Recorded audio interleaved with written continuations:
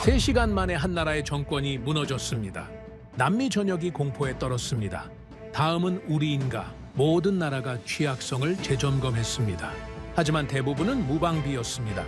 그런데 브라질은 침착했습니다. 아니, 이미 준비돼 있었습니다. 3개월 전 서울에서 맺은 한 장의 문서. 당시엔 아무도 눈여겨보지 않았던 그 계약이 그날 이후 브라질의 생명줄이 됐습니다. 도대체 무슨 일이 있었던 걸까요? 오늘의 사연 바로 시작합니다. 제 이름은 마이클 앤더슨입니다. F-16 조종석에서 20년을 보냈고 걸프전 당시 바그다드 상공을 날았으며 이라크전에선 작전 분석을 담당했습니다. 은퇴 후엔 랜드에서 세계 방산 시장을 읽어왔죠. 솔직히 말하면 미국 밖의 무기를 과소평가했는데 브라질 보고서를 받는 순간 제 오만함이 부끄러워졌습니다. 새벽 2시 카라카스 상공에서 모든 게 시작됐죠. 워싱턴 RAND 본부 상황실에 앉아있던 저는 모니터가 붉게 물들어가는 걸 실시간으로 지켜봤습니다.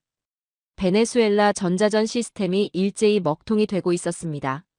레이더 신호가 하나둘 사라지기 시작했고 통신망이 끊기면서 지휘 체계 전체가 증발하고 있었습니다. 30년 경력 속에서 이런 속도는 처음이었습니다. 화면에 표시되는 데이터가 너무 빨리 변했습니다. 특수부대가 대통령궁에 진입했다는 신호가 떴고 예상했던 저항은 거의 나타나지 않았습니다. 전자전이 먼저 눈을 멀게 했고 그 다음 정밀 타격이 심장을 멈췄습니다. 완벽한 순서였습니다. 새벽 5시 화면에 최종 보고가 올라왔습니다. 니콜라스 마두로가 수갑을 찼다는 내용이었습니다. 작전 개시부터 목표 확보까지 단 3시간. 한 나라의 정상이 체포되는 데 걸린 시간이었습니다. 법도 없었고 외교도 없었으며 경고조차 없었습니다. 숨을 멈추고 화면을 응시했습니다.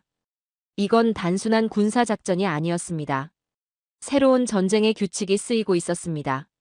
옆에 앉아있던 동료 분석관이 조용히 말했습니다. 이 정도 속도라면 남미 군사교범이 통째로 바뀌겠군요. 그의 말이 맞았습니다. 그는 곧바로 미국 수송기에 실렸고 대서양을 건너 뉴욕으로 이송됐습니다. 무죄라고 주장했습니다. 그 중계를 들으며 전율했습니다. 법과 무력, 어디까지가 선인가? 지도자의 수위가 그 질문에 답을 요구하고 있었습니다. 국제사회가 들끓기 시작했습니다. 국제법 학자들이 잇따라 성명을 냈습니다. 주권 침해다, 명백한 국제법 위반이다. 그런 목소리가 쏟아졌습니다. 합법인가, 불법인가? 정의인가, 폭력인가? 논쟁이 격화됐지만 결과는 이미 나와 있었습니다.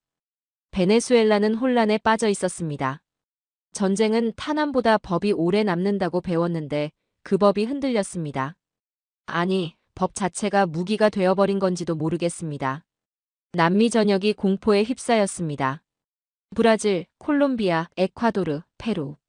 각국 정상실에 불이 켜졌고 한밤중에 긴급 안보회의가 잇따라 소집됐습니다. 모든 나라에서 같은 질문이 터져나왔습니다. 다음은 우리인가? 이건 단순한 불안이 아니었습니다. 실존적 공포였습니다. 베네수엘라가 3시간 만에 무너졌다면 다른 나라는 얼마나 버틸 수 있을까? 전자전에 무방비했다면, 지휘 체계가 마비된다면 우리도 같은 운명을 맞게 되는 건 아닐까? 남미 각국 국방부가 긴급히 전력을 재점검하기 시작했습니다. 브라질 측에서 보내온 내부 브리핑 자료를 받아 읽었습니다. 보고서는 냉혹했습니다. 전자전 취약성, 지휘 개통 붕괴 위험, 정밀 타격 대응 능력 부족. 한 문장 한 문장이 위기를 말하고 있었습니다. 현재 우리 방위력으로는 유사 작전에 대응할 수 없습니다. 마지막 결론이 그렇게 적혀 있었습니다. 브라질 합참 장교가 회의에서 말했다고 합니다. 우리 레이더가 꺼지는 순간 정치도 꺼집니다. 그의 목소리엔 절박함이 묻어났다고 했습니다. 이건 가정이 아니라 현실이었습니다. 브라질은 결단을 내려야 했습니다. 그리고 그들은 빠르게, 단호하게 움직였습니다. 방위 현대화를 최우선 국가 과제로 올렸고 예산이 긴급 편성됐으며 국방부와 외교부가 연일 회의를 열었습니다. 하지만 가장 놀라운 건 파트너 선택이었습니다. 모두가 예상했던 미국이 아니었습니다. 브라질은 한국을 택했습니다. 사실 브라질은 이미 준비하고 있었습니다. 2025년 10월 서울에서 열린 아덱스에서 엠브라에르와 한국방위사업청이 양해각서를 체결했었습니다. 당시엔 조용한 협력 의향 정도로 보였습니다. 하지만 마두로가 체포되고 남미 전역이 공포에 떨리자 그 MOU의 의미가 완전히 달라졌습니다. 그 문서를 입수해서 한 줄 한 줄 분석했습니다. 방산 협력, 공급망 확대, 공동 기회 탐색. 표현은 외교적으로 조심스러웠지만 이제 브라질은 이걸 본격적인 출구 전략으로 활용하기 시작했습니다. 브라질 참모가 언론에 말했다고 합니다. 우린 기술을 사는 게 아닙니다. 자율성을 사는 겁니다. 그 한마디가 모든 걸 설명했습니다. 미국 의존은 이제 위험하다는 판단이었습니다. 마두로 체포작전이 그 증거였습니다. 미국의 힘은 강력하지만 그 힘이 어디로 향할지 예측할 수 없다는 게 문제였습니다. 브라질은 더 이상 타인의 결정에 자국의 안보를 맡길 수 없다고 결론 내린 겁니다. 상황실에서 데이터를 정리하며 생각했습니다. 브라질이 원하는 건 최강이 아니라 지속 가능한 강함이라는 걸 말입니다. 미국 무기는 분명 강력합니다. 하지만 정치적 변수가 너무 큽니다. 수출 허가가 필요하고 기술 통제를 받으며 정치 관계에 따라 부품 공급이 막힐 수도 있습니다. 하지만 한국은 달랐습니다. KF-21. 그 이름이 브라질 국방회의실 화이트보드에 처음 등장했을 때 아마 많은 사람이 의아해했을 겁니다. 한국이 전투기를 만든다고? 그것도 차세대 전투기를? 하지만 데이터는 거짓말을 하지 않았습니다. 가격 정보가 공개됐을 때 눈을 의심했습니다. 블로길은 약 8,300만 달러, 블로기는 약 1억 1,200만 달러였습니다. 수치를 보며 놀랐습니다. 가격만 저렴한 게 아니었습니다. 성능 스펙도 인상적이었습니다. 4.5세대 전투기, AESA 레이더, 전자전 능력, 정밀 타격 체계. 브라질이 마두로 체포 사건 이후 필요로 하는 모든 능력이 들어있었습니다. 게다가 2026년 양산 목표라는 일정까지 명확하게 제시돼 있었습니다. 동료 애널리스트가 커피를 마시며 말했습니다. MOU는 연필선입니다. 계약서가 잉크를 남기죠. 맞는 말이었습니다. 양해각서만으론 아무것도 확정된 게 없습니다. 하지만 중요한 건 문이 열렸다는 사실이었습니다. 브라질과 한국 사이에 새로운 통로가 생긴 겁니다. 남미 방위 전략의 지도에 새로운 선이 그어지기 시작했습니다. 보고서 첫 문장을 고쳤습니다. 원래는 브라질은 미국식 방위 체계를 유지할 것이라고 썼었는데 그걸 지우고 다시 썼습니다. 브라질의 선택은 남미 방위 전략의 전환점이 될 것이다. 30년간 믿어온 공식이 흔들리는 순간이었습니다. 세계 방사는 미국이 설계하고 나머지는 따른다. 그 믿음이 깨지고 있었습니다. 카라카스 상공에서 시작된 일이었습니다. 제가 아는 모든 규칙이 바뀌기 시작했습니다. 마두로가 체포됐고 남미가 떨고 있었습니다. 모니터를 끄며 중얼거렸습니다. 이건 시작에 불과하다. 사무실 창밖으로 워싱턴의 야경이 보였습니다. 남미의 하늘이 바뀌고 있었습니다. 한국이라는 새로운 변수가 등장했고 브라질이 그 변수를 과감하게 선택했습니다. 세계 방산 질서가 흔들리는 소리가 귀에 들렸습니다. 다음엔 무슨 일이 벌어질까? 그날 밤 한국에 대한 자료를 찾기 시작했습니다. KF-21이 정말 브라질의 해답이 될 수 있을까? 가격과 성능만으론 부족합니다. 신뢰성은 어떤가? 기술 이전은 가능한가? 유지보수 체계는 확립돼 있는가? 정치적 안정성은 보장되는가? 검증해야 할 게 산더미처럼 쌓여 있었습니다. 하지만 한 가지는 확실했습니다. 마두로 체포 이후 남미는 더 이상 예전과 같지 않다는 것. 그리고 한국이라는 이름이 이제 남미 방위 전략의 중심에 서 있다는 것. 그날 세계가 바뀌는 걸 목격했습니다. 하늘의 질서가 재편되기 시작했고 그 순간의 증인이 됐습니다. 브라질이 움직이기 시작했습니다. 마두로 체포 소식이 전해진 지 일주일도 안 돼서였죠. 브라질리아의 국방부 회의실마다 불이 꺼지지 않았고 언론은 연일 자주 방위의 필요성을 보도했습니다. 브라질 측에서 보내온 정세 분석 자료를 받아 읽으며 그들의 절박함이 느껴졌습니다. 보고서 첫 장에 이렇게 적혀 있었습니다. 전자전 패배는 곧 주권의 상실이다. 짧은 문장이었지만 무게가 달랐습니다. 베네수엘라가 3시간 만에 무너진 이유를 브라질은 정확히 분석했습니다. 레이더가 먹통이 되고 통신이 끊기고 지휘 체계가 마비되면 아무리 강한 군대도 소용없다는 결론이었죠. 브라질 안보회의 브리핑 내용이 책상에 도착했습니다. 전력 공백 분석, 전자전 취약성 진단, 네트워크 보호 능력 평가. 한 줄 한 줄이 위기를 말하고 있었습니다. 브라질군은 재래식 전력은 남미에서 최강이지만 현대전 능력은 심각하게 뒤처져 있었습니다. 특히 전자전과 정밀 타격 대응 능력이 거의 없다는 게 문제였습니다. 브라질은 결단을 내려야 했습니다. 방위 현대화는 선택이 아니라 생존의 문제였습니다. 하지만 예산엔 한계가 있었고 시간도 촉박했습니다. 그들에게 최강이 아니라 지속 가능한 강함이 필요했습니다. 그때 한 기사를 발견했습니다. 한국의 KF-21 가격이 공식 발표됐다는 내용이었습니다. 블록1은 약 8,300만 달러, 블록2는 약 1억 1,200만 달러. 수치를 보고 2번 확인했습니다. 상당히 경쟁력 있는 가격이었습니다. 가격표는 총보다 솔직합니다. 8,300만 달러와 1억 1,200만 달러. 이 숫자가 브라질 의사결정의 절반을 움직였습니다. 성능 스펙을 교차 확인했습니다. 4.5세대 전투기, AESA 레이더 탑재, 전자전 능력, 정밀 유도무기 운용. 브라질이 필요로 하는 모든 능력이 들어있었습니다. 동료가 커피를 마시며 말했습니다. 가격이 저렇다면 브라질이 관심 가질 만하군요. 고개를 끄덕였습니다. 하지만 가격만으론 부족했습니다. 신뢰성, 양산 일정, 기술 협력 가능성. 검증해야 할 게 많았습니다. 또 다른 자료가 앞에 놓였습니다. 2025년 10월 서울 아덱스에서 체결된 엠브라에르와 한국방위사업청의 양해각서였습니다. 문서를 꼼꼼히 읽었습니다. 방산협력, 공급망 확대, 공동기회 탐색.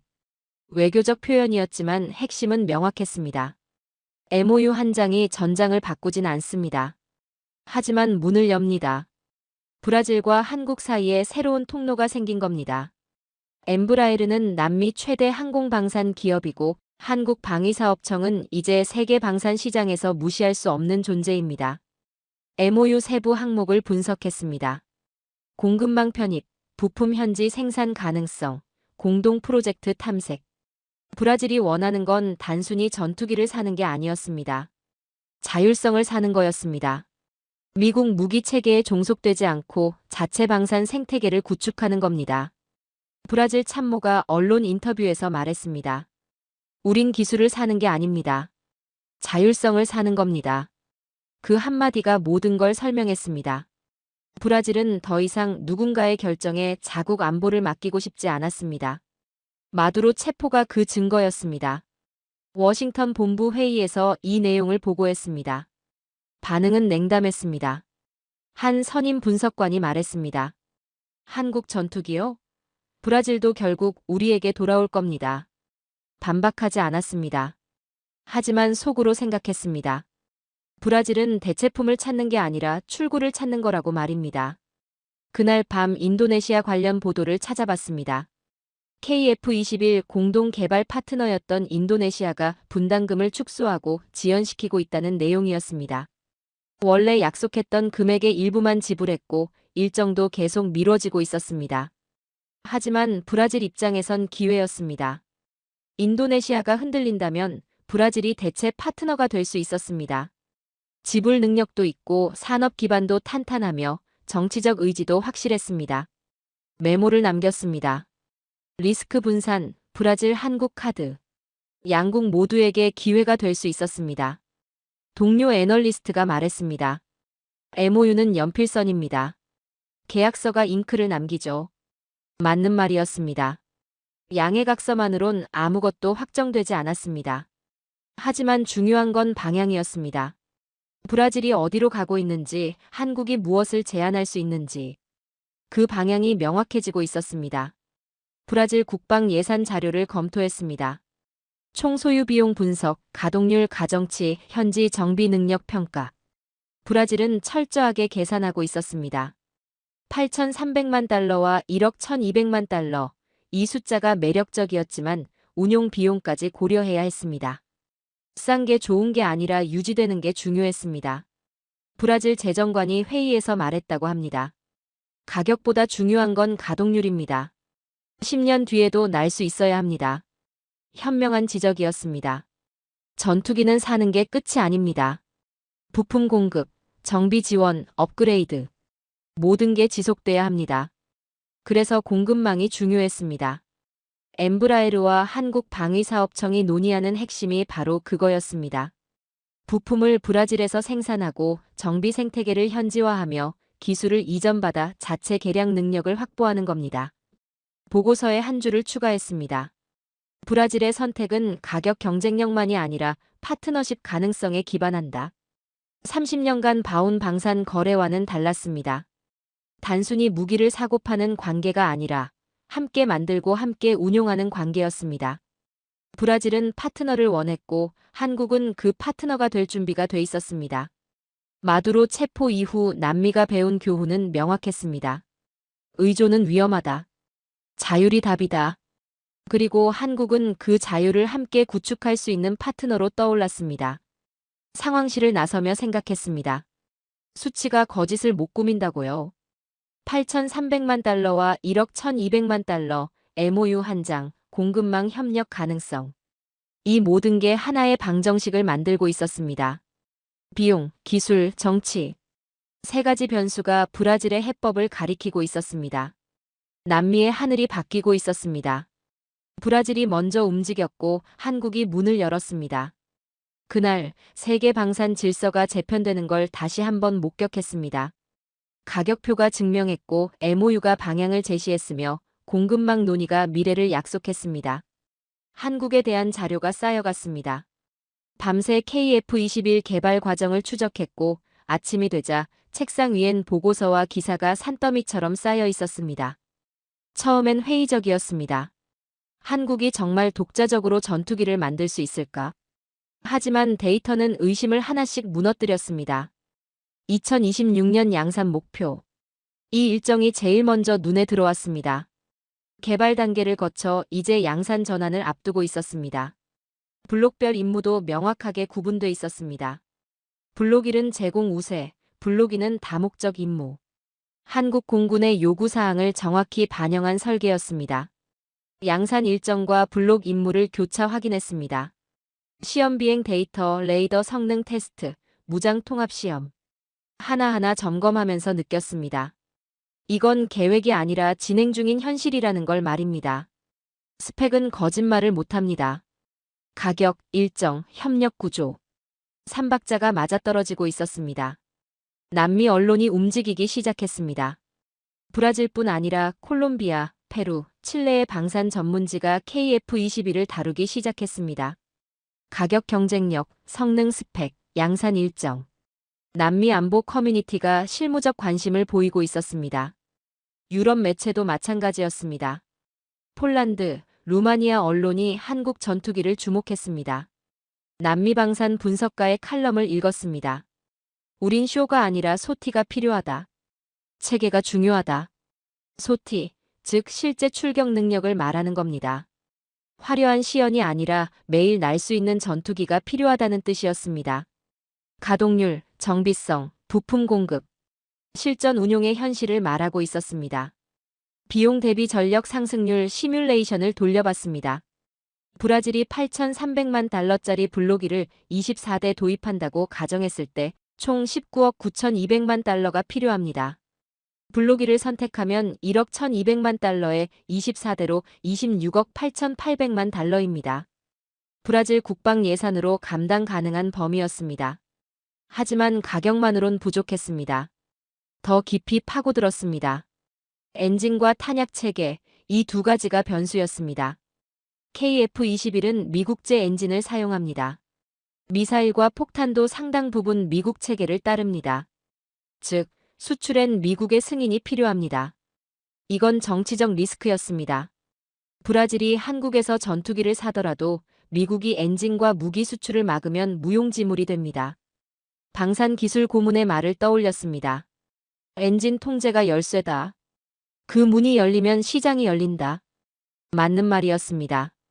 한국의 KF-21이 아무리 훌륭해도 미국의 정치적 결정에 묶여 있었습니다. 워싱턴 내부 분위기를 살폈습니다. 한국의 KF-21 수출에 대한 태도가 애매했습니다. 공식적으론 동맹국의 방산 성장을 지지한다고 말하지만 실제론 경쟁자로 보는 시각도 있었습니다. 특히 남미 같은 전통적 미국 영향권에서 한국 무기가 확산되는 걸 달가워하지 않는 분위기였습니다. 보고서에 적었습니다. 브라질 도입의 정치 리스크는 엔진과 무기 체계 통제에 있다. 그때 또 다른 보도가 눈에 들어왔습니다. 인도네시아 분담금 문제가 다시 불거졌습니다. KF-21 공동 개발 파트너인 인도네시아가 약속한 비용을 제대로 지불하지 않고 있다는 내용이었습니다. 감행 요구도 있고 일정도 계속 미뤄지고 있었습니다. 더 심각한 건 기술 유출 수사 이슈였습니다. 과거 인도네시아 측 관계자가 KF-21 기술 정보를 무단으로 빼돌리려 했다는 의혹이 보도됐습니다. 한국 검찰이 수사에 나섰고 양국 관계에 금이 갔습니다. 이 이슈를 꼼꼼히 분석했습니다. 분담금 지연, 기술 유출 의혹, 협력 난항.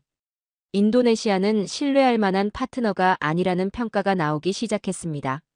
한국 입장에선 골치 아픈 상황이었습니다. 하지만 역설적이게도 이게 브라질에겐 기회였습니다. 인도네시아가 빠진 자리를 브라질이 채울 수 있었습니다. 지불 능력도 확실하고 산업 기반도 탄탄하며 정치적 의지도 명확합니다. 엠브라에르라는 세계적 항공사가 있어 기술 협력도 가능합니다. 파트너 신뢰 프레임이 바뀌고 있다고 판단했습니다. 한국은 인도네시아 리스크를 줄이고 싶어하고 브라질은 자주 국방을 원합니다. 두 나라의 이해관계가 맞아떨어지는 지점이 보였습니다. 남미 안보 커뮤니티에서 KF-21 평가가 올라가기 시작했습니다. 처음엔 회의적이었던 분석가들도 태도를 바꿨습니다. 예산 대비 효율성, 정비 용이성, 산업 파급 효과. 실무적 검토가 진행되면서 긍정적 평가가 늘어났습니다. 남미 방산 컨퍼런스 자료를 검토했습니다. KF-21이 현실적 대안으로 거론되고 있었습니다. 미국 무기는 너무 비싸고 러시아나 중국 무기는 신뢰성이 떨어집니다. 유럽 전투기도 가격이 만만치 않습니다. 그 사이에서 KF-21이 균형점으로 떠올랐습니다. 보고서 첫 문장을 다시 썼습니다. 원래는 한국은 하청 생산국이라고 적어놨었는데 그걸 지우고 새로 썼습니다. 한국은 공급자다. 한 단어의 차이지만 의미는 완전히 달랐습니다. 하청은 남의 설계를 따르는 겁니다. 공급자는 자기 제품을 파는 겁니다. 동료가 보고서를 보더니 말했습니다. 표현을 바꿨군요. 확신이 생긴 겁니까? 고개를 끄덕였습니다. 수치가 증명합니다.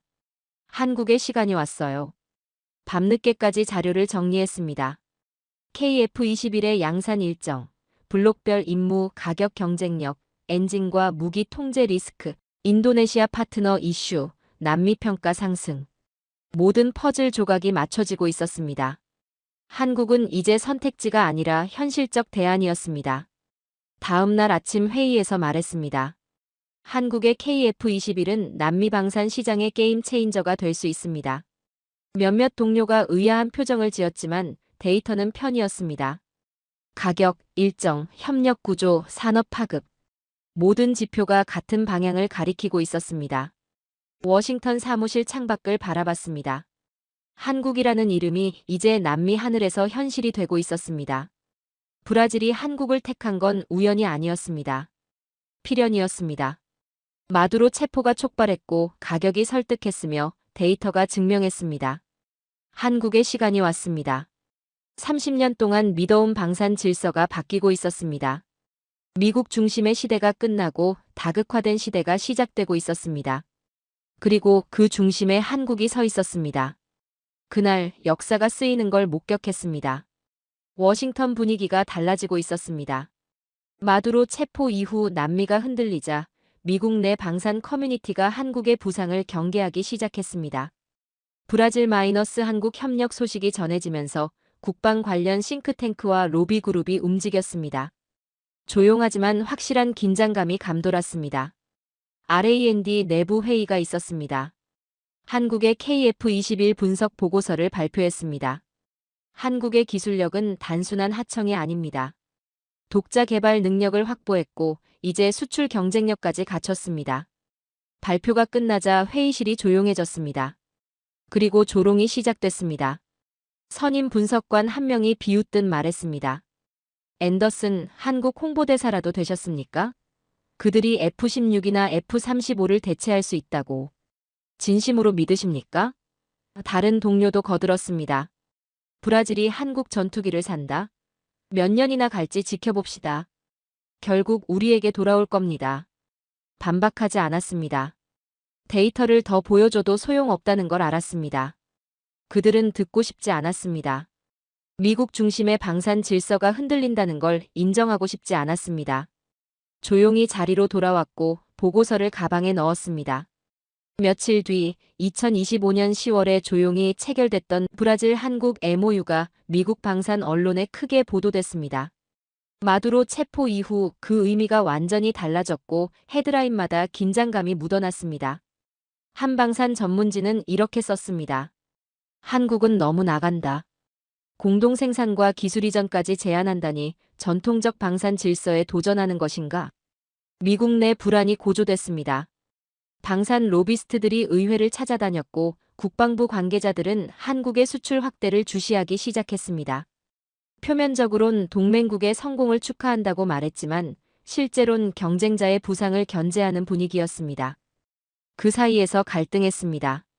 30년간 미 공군에서 복무했고 지금도 미국 싱크탱크에서 일합니다.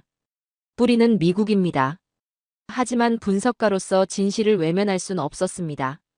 한국의 KF-21은 실제로 경쟁력이 있었고 브라질의 선택은 합리적이었습니다. 어느 쪽을 선택해야 할까?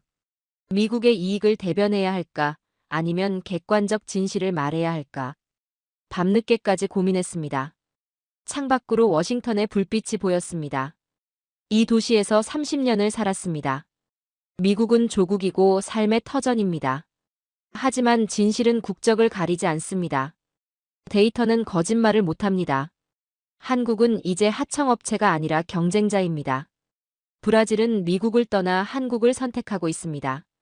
이게 현실입니다. 좋든 싫든 미국이 원하든 원하지 않든 세계는 바뀌고 있었습니다.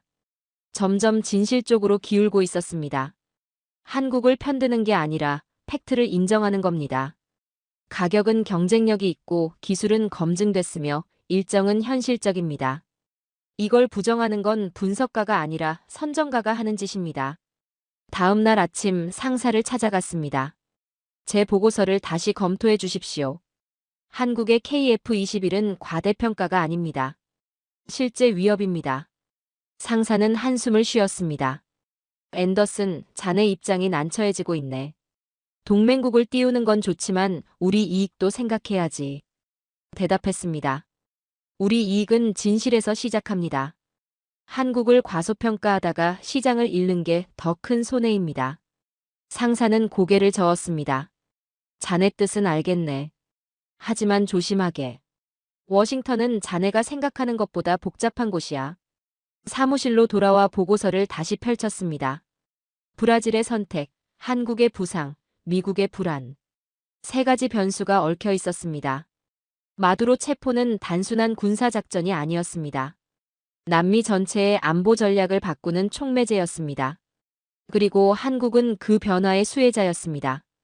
미국이 법과 무력으로 질서를 세울 때 한국은 기술과 협력으로 파트너를 만들고 있었습니다. 브라질이 원하는 건 지배가 아니라 협력이었고 한국은 그걸 제공할 수 있었습니다. 창밖을 바라보며 생각했습니다. 미국과 양심 사이에서 어디에 서야 할까? 대답은 이미 정해져 있었습니다. 분석가입니다. 진실을 말하는 게 의무입니다. 설령 그 진실이 조국에 불편하더라도 말입니다. 한국의 부상은 위협이 아니라 현실입니다. 브라질의 선택은 배신이 아니라 생존입니다. 마두로 체포가 증명했듯이 힘만으로는 충분하지 않습니다. 신뢰가 필요하고 협력이 필요하며 대안이 필요합니다. 한국은 그 대안이었습니다. 그날 입장을 정했습니다. 미국을 배신하는 게 아닙니다. 진실을 선택하는 겁니다. 한국의 KF-21을 인정하는 건 미국을 부정하는 게 아니라 변화하는 세계를 받아들이는 겁니다. 더 이상 조롱을 두려워하지 않기로 했습니다. 브라질이 흔들리기 시작했습니다. 한국과의 협력이 구체화되면서 내부에서 의견이 갈렸습니다. 찬성파와 반대파가 명확하게 나뉘었고 국방부와 외교부 사이에서도 온도차가 있었습니다. 워싱턴에서 이 소식을 들으며 예상했던 일이라고 생각했습니다. 중요한 결정일수록 반대는 커지는 법입니다.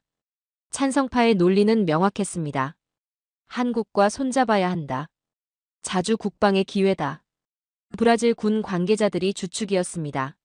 마두로 체포 이후 전자전 취약성을 절감한 그들은 더 이상 미국 의존을 지속할 수 없다고 판단했습니다. 반대파는 신중했습니다. 기술만 빼먹고 떠나는 거 아닌가. 일부 정치인과 재정 관료들이었습니다. 한국이 정말 약속을 지킬까, 공동 생산이 실현될까. 의심이 많았습니다. 더 큰 문제는 미국이었습니다. 미국의 눈치를 봐야 한다. 워싱턴을 화나게 하면 어떻게 되겠는가. 브라질은 미국과 경제적으로도 정치적으로도 밀접한 관계를 유지하고 있었습니다. 그 관계를 해칠 위험을 감수할 가치가 있는가. 반대파의 핵심 논리였습니다. 그때 전화가 걸려왔습니다. RAND 본부에서였습니다.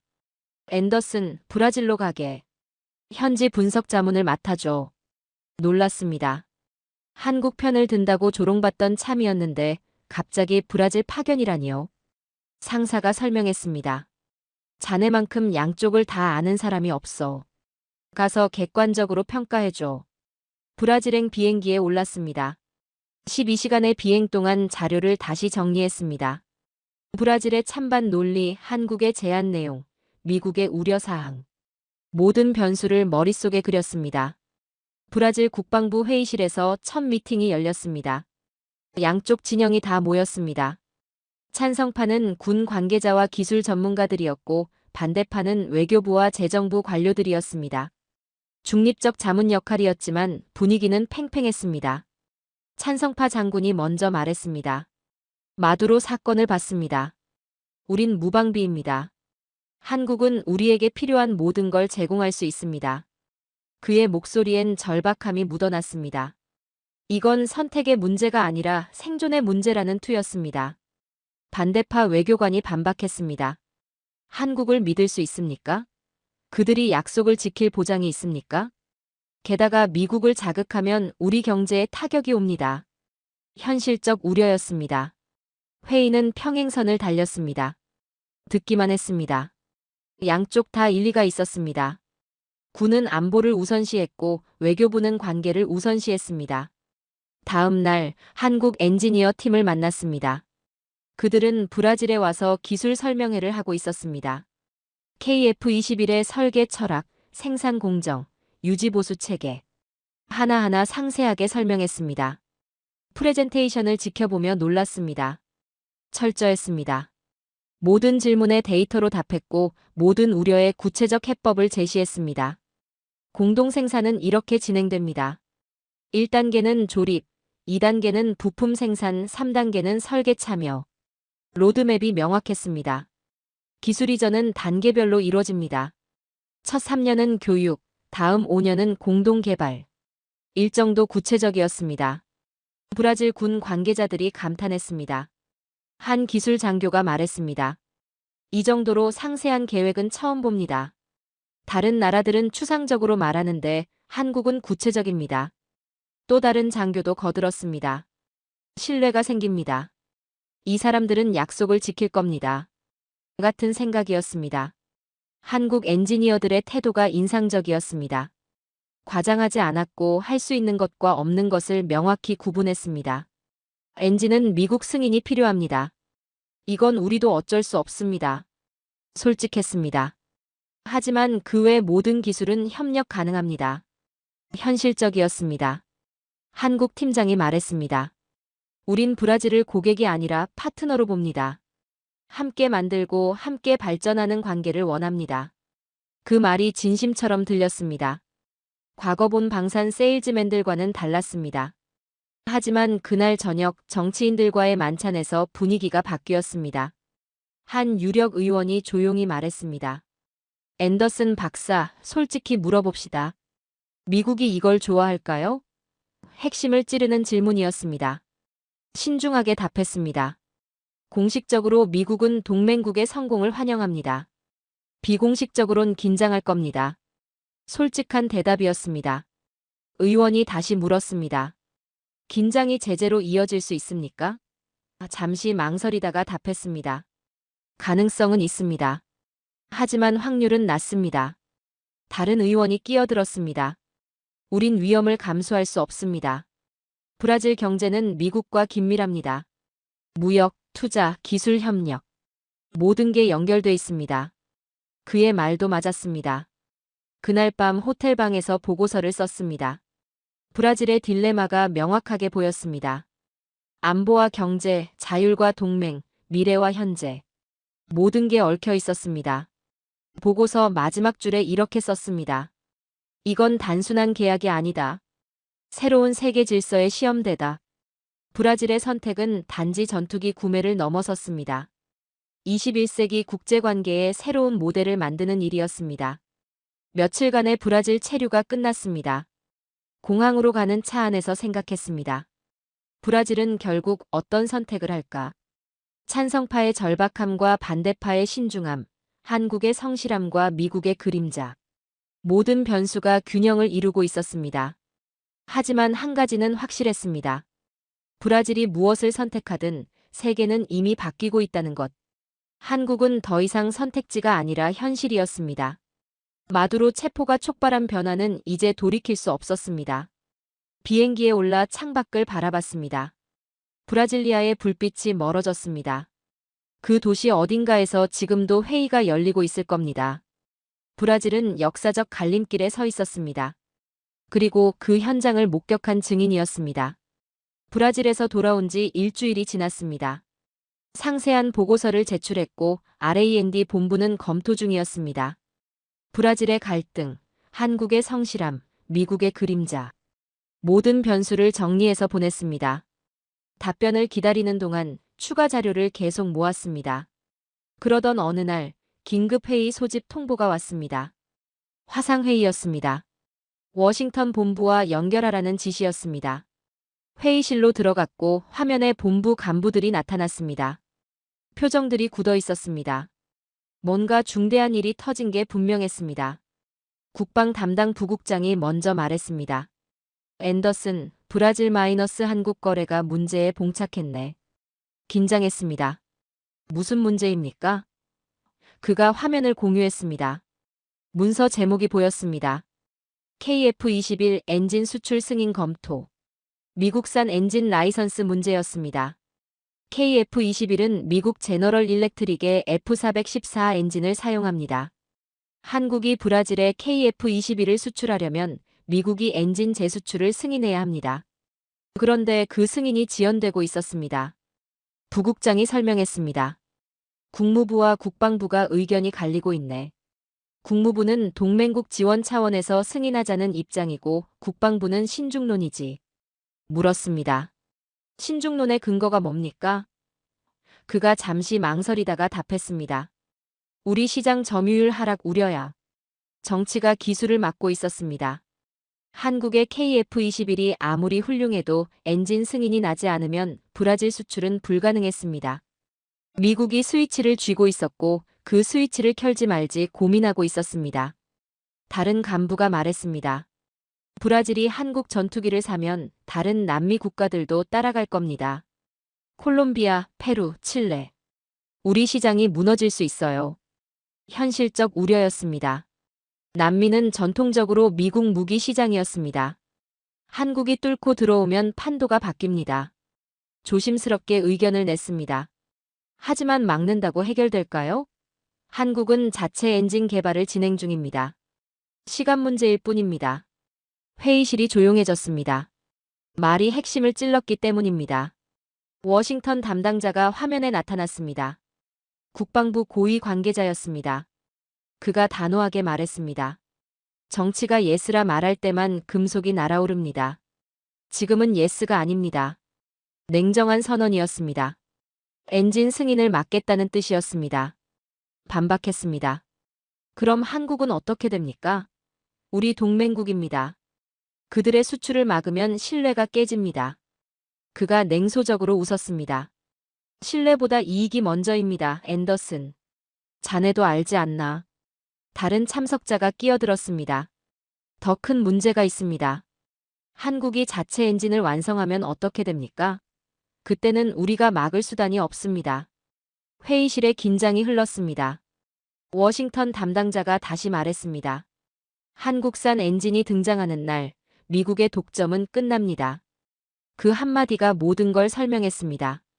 미국은 엔진 통제권을 통해 방산 시장을 지배해왔습니다. 한국이 그 통제에서 벗어나는 순간 게임의 규칙이 바뀝니다.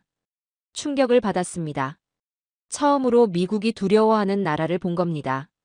그 나라는 적국이 아니었습니다. 동맹국이었습니다. 바로 한국이었습니다. 회의는 계속됐습니다. 엔진 승인을 지연시키는 방안, 조건부 승인 가능성, 대체 방안 검토. 여러 시나리오가 논의됐습니다. 하지만 근본적 질문은 하나였습니다. 우리가 한국의 성장을 막을 수 있는가? 말했습니다. 막을 순 없습니다.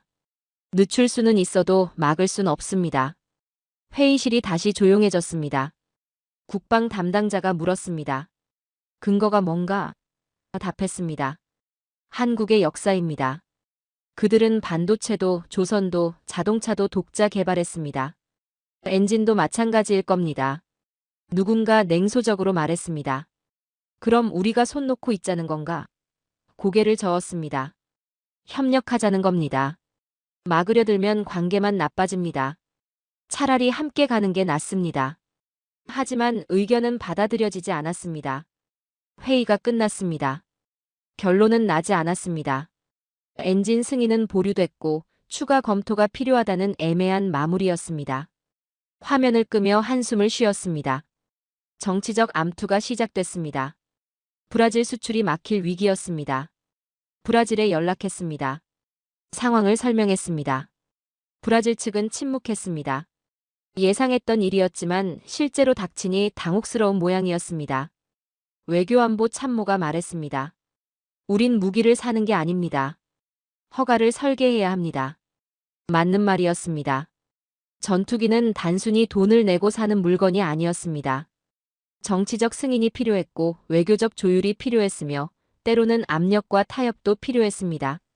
하늘은 기계가 지키는 게 아니라 허가가 지키는 겁니다. 브라질은 시나리오를 짜기 시작했습니다. 어한 미국이 승인하면 조기 도입. 비한 조건부 승인이면 단계적 도입. 시안 불허하면 대안 패키지 가동. 그 시나리오를 검토하며 생각했습니다. 시안이 현실화되면 어떻게 될까? 시안은 한국의 자체 엔진이 완성될 때까지 기다리는 겁니다. 혹은 다른 엔진을 찾는 겁니다. 브라질이 그렇게까지 갈까요? 확신할 수 없었습니다. 하지만 한 가지는 확실했습니다. 엔진 문제가 해결되지 않으면 모든 계획이 무너진다는 것. 가격도 성능도 협력도 의미가 없습니다. 엔진은 하트입니다. 심장이 멈추면 모든 게 멈춥니다. 다시 한국 자료를 찾아봤습니다. 한국이 개발 중인 차기 엔진 프로그램이 있었습니다. 아직 완성되지 않았지만 진행 중이었습니다. 정확한 일정은 알 수 없었습니다. 하지만 방향은 명확했습니다. 한국은 독자 엔진을 원했고 결국 만들어낼 겁니다.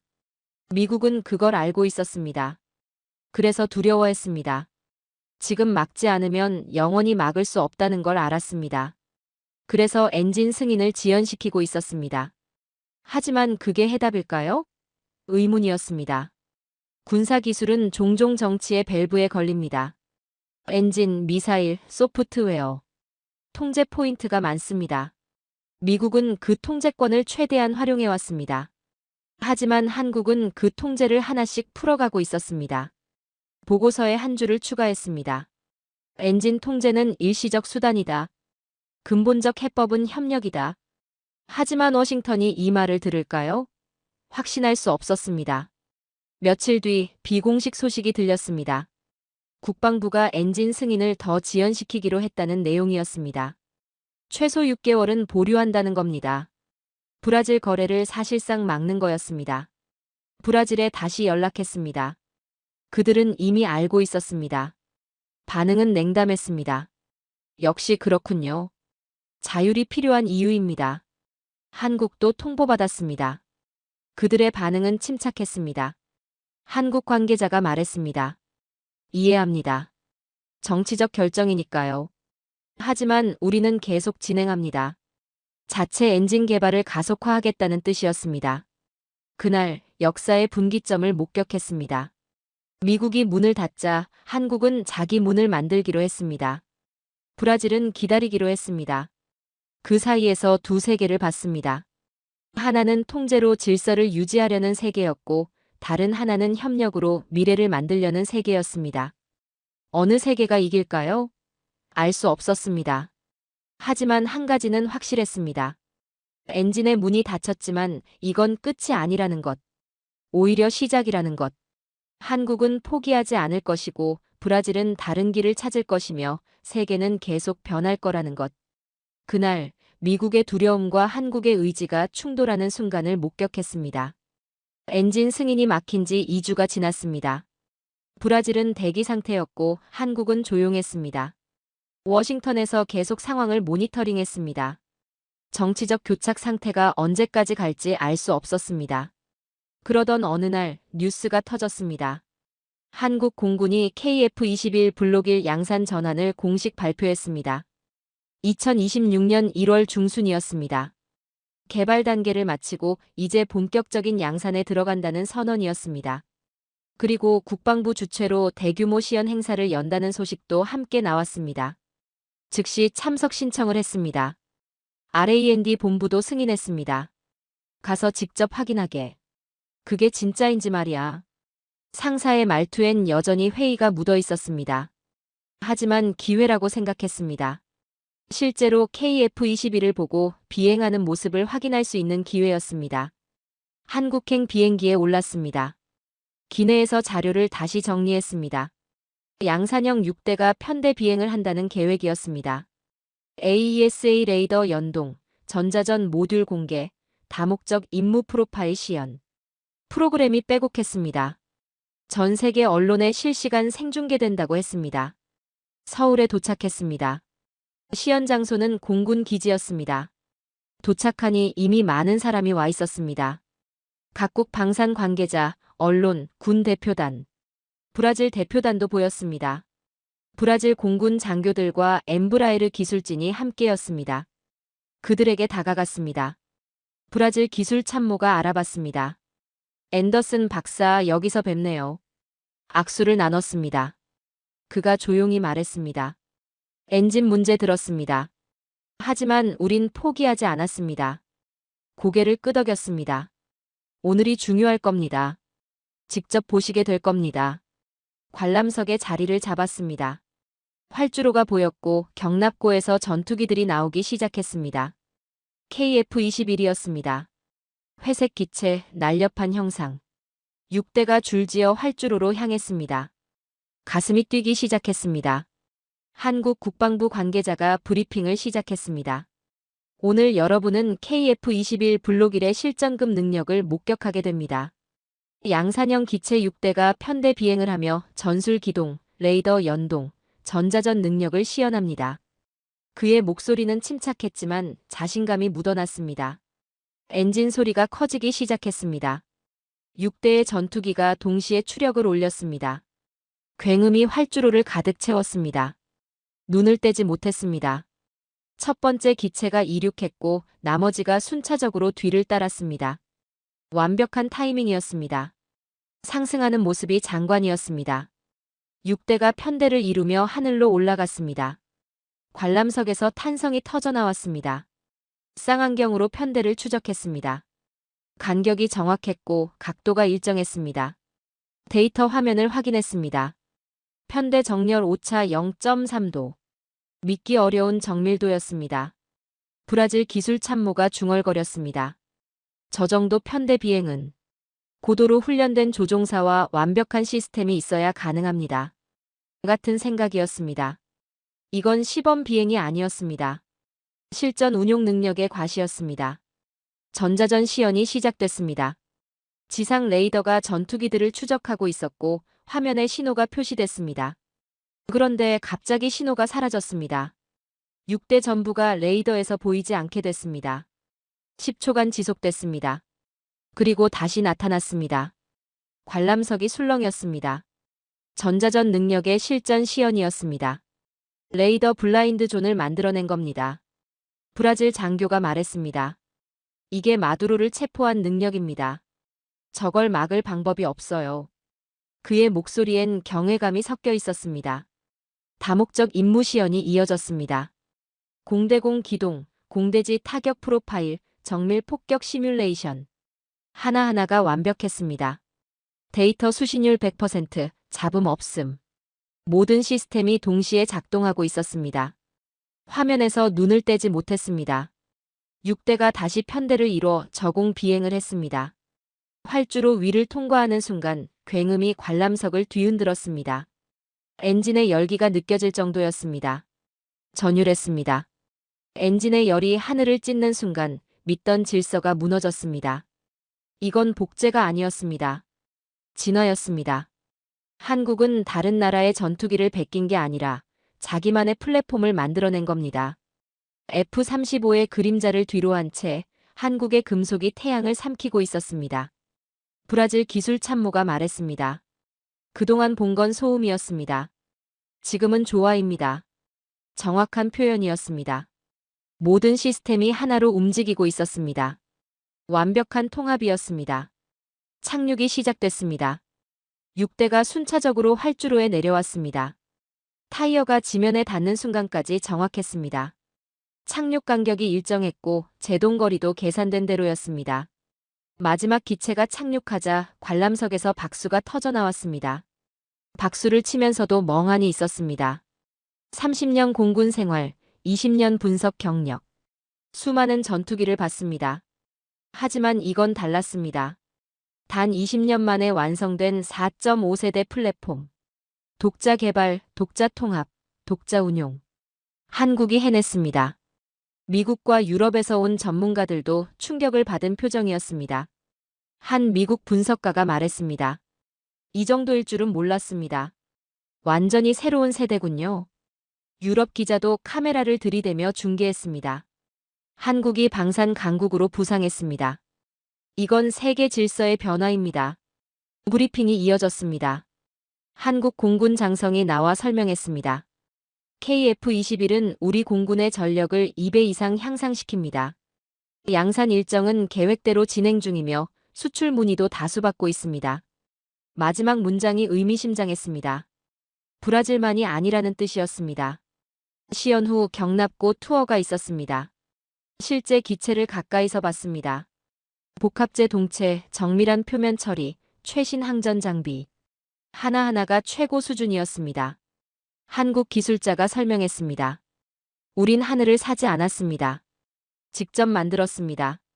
그 말이 가슴에 박혔습니다. 사지 않았다. 직접 만들었다. 20년 전만 해도 한국은 전투기를 수입했습니다. 하지만 이젠 만듭니다. 그리고 수출합니다. 역할이 완전히 바뀐 겁니다. 브라질 대표단과 저녁 식사를 했습니다. 그들의 표정이 밝았습니다. 브라질 공군 대령이 말했습니다. 제트의 굉음 속에서 결심이 굳어졌습니다. 우린 이걸 원합니다. 엠브라에르 임원도 거들었습니다. 엔진 문제가 해결되기를 기다립니다. 하지만 기다릴 가치가 있습니다. 그날 밤 호텔방에서 보고서를 썼습니다. 데이터는 거짓말을 못했습니다. 이건 완성형이었습니다. 개발 중인 프로토타입이 아니라 실전 배치 가능한 전력이었습니다. 보고서 마지막 줄에 썼습니다. 나는 그날 미국 중심의 하늘이 무너지는 소리를 들었다. 과장이 아니었습니다. 70년간 미국이 지배해온 전투기 시장에 균열이 생긴 겁니다. 한국이 그 균열을 만들었습니다. 워싱턴으로 돌아가는 비행기에서 생각했습니다. 미국은 이제 어떻게 해야 할까? 엔진 승인을 계속 막을까? 아니면 현실을 인정하고 협력할까? 답을 알 수 없었습니다. 하지만 한 가지는 확실했습니다. 한국은 멈추지 않을 거라는 것. 엔진 승인이 나오든 안 나오든 그들은 계속 전진할 겁니다. 자체 엔진을 만들고 더 많은 나라에 수출하며 세계 방산 지도를 다시 그릴 겁니다. 그날 새로운 시대의 시작을 목격했습니다. 수입국의 시대는 끝났습니다. 한국이 교범을 쓰기 시작했습니다. 세계는 이제 한국을 기준으로 삼게 될 겁니다. 가격, 성능, 협력. 한국 모델이 새로운 표준이 되고 있었습니다. 그날 역사가 바뀌는 순간을 공중에서 목격했습니다. 한국을 떠나는 날 아침 뉴스가 터지기 시작했습니다. 시연 이후 24시간 만에 남미 주요 언론이 일제히 분석 기사를 쏟아냈습니다. 호텔방에서 노트북을 켜고 기사들을 하나씩 읽었습니다. 브라질, 아르헨티나, 칠레, 콜롬비아. 모든 나라의 방산 전문지가 KF-21을 다루고 있었습니다. 브라질 최대 일간지의 헤드라인이 눈에 들어왔습니다. 브라질, 한국과 공동 생산 검토. 기사는 시연 성공을 상세히 다뤘고 브라질 국방부 관계자의 발언을 인용했습니다. 기술적 완성도를 확인했다. 이제 구체적 협력 방안을 논의할 시점이다. 또 다른 기사는 인도네시아를 다뤘습니다. 인도네시아 지분 재조정 가능성. 분담금 난항으로 삐걱거리던 한국-인도네시아 관계가 조정될 수 있다는 내용이었습니다. 브라질의 부상이 인도네시아를 자극한 모양이었습니다. 남미 방산 균형이 이동하고 있었습니다. 한 칼럼니스트가 썼습니다. 미국 독점 시대가 끝나고 있다. 한국이 대안으로 부상했고 남미는 선택지를 얻었다. 정확한 분석이었습니다. 30년간 미국만 바라보던 남미가 이제 다른 길을 보기 시작했습니다. 유럽 뉴스도 확인했습니다. 영국 파이낸셜 타임스, 프랑스 르몽드, 독일 슈피겔. 모두가 한국의 성공을 다뤘습니다. 한국, 미국 독점 공급망 외 대안 확보. 워싱턴, 런던, 파리. 전통적 방산 강국들이 한국을 주목하고 있었습니다. 워싱턴으로 돌아가는 비행기에서 최종 보고서를 작성했습니다. 결론 부분을 썼습니다. 한 세대 만에 무기 수입국이 산업 주도국으로 변모한 유일한 국가. 과장이 아니었습니다. 1990년대 한국은 전투기를 수입했습니다. 2020년대 한국은 수출합니다. 단 30년 만에 역할이 완전히 바뀐 겁니다. 20년 전 그들은 조립을 배웠습니다. 외국 기술을 들여와 부품을 맞췄습니다. 하지만 오늘 그들은 교범을 씁니다. 독자 설계, 독자 통합, 독자 운용. 세계가 이제 한국 방식을 배우기 시작했습니다. 워싱턴에 도착해 R&D 본부에 보고서를 제출했습니다. 며칠 뒤 회의가 소집됐고 반응은 엇갈렸습니다.